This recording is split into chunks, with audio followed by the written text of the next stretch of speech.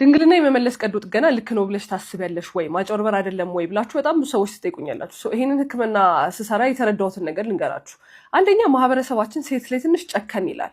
አሁን ኖርማሊ አንድ ሴት በልጅነቷ መደፈር የደረሰባት ሴት እና ከደፋሪው በላይ ህይወቷ የሚዘባረቀው ማለት ነው የተደፈረችዋ ሴት ናት።